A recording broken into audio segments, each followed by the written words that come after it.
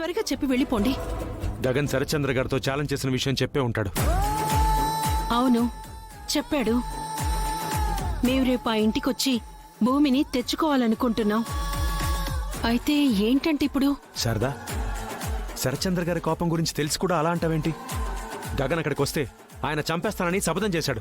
భూమేదో ఆయన కూతురు అన్నట్టు ఈయన మాట్లాడతారేంటమ్మా? పూర్ణి, నువ్వాగు, నేను మాట్లాడుతున్నాను కదా. చిన్నపిల్లవి చిన్నపిల్లలా ఉండు. నన్నెంత అసహించుకున్నా వాళ్ళు నా పిల్లలే. వాళ్ళకేమన్నా అవుతుందేమోనన్న భయము బాధ తండ్రిగా నాకు కూడా ఉంటుంది. ఇందు పిల్లని కావాలని చెడగొట్టింది గగనే అని నమ్మిన శరత్చంద్ర గారు వాణ్ణి చంపడానికి గన్తో బయలుదేరినప్పుడు ఆ గన్లో బుల్లెట్లు తీసేసింది నేనే. నా కొడుకును రక్షించుకోవాలన్న తాపత్రయం నాకు లేకపోతే నేను ఆ పని ఎందుకు చేస్తాను? సరే, ఇప్పుడేం చెప్పాలనుకుంటున్నారు? రేపు ఆ ఇంటికి రాకుండా గగన్ని ఆపు శారదా. కొన్ని రోజులు ఆపు. భూమి గగన్ పెళ్లి చేసుకుంటే అందరికంటే ఎక్కువ సంతోషించేది నేనే. అది నువ్వు అర్థం చేసుకో.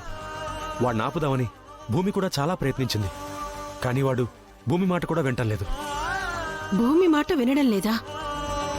భూమి కూడా ఆపే ప్రయత్నం చేసిందా? భూమికి గగన్ని పెళ్లి చేసుకోవడం ఇష్టం లేదా అని నేను అన్నానా? మరి దాని అర్థం ఏంటి?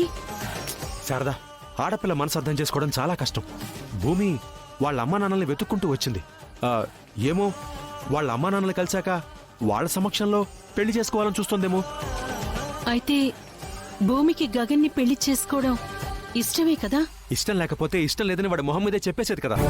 కొన్ని రోజుల దాకా ఆపాలని ఎందుకు ప్రయత్నిస్తుంది? నువ్వే ఆలోచించు.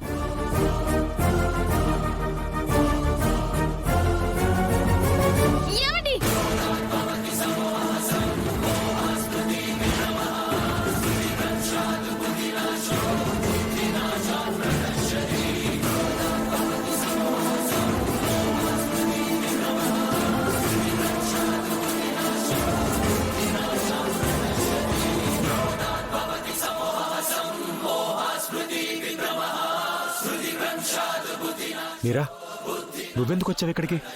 మీరెందుకు ఇక్కడికి వచ్చారో తెలిసిపోయింది. అది అడుగుదామనే వచ్చాను.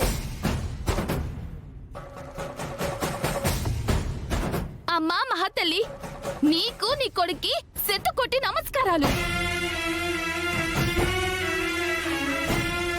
లోకంలో ఎవ్వరూ లేనట్టు పోయి పోయి మా ఇంట్లో ఉంటున్న భూమిని ప్రేమించాలా?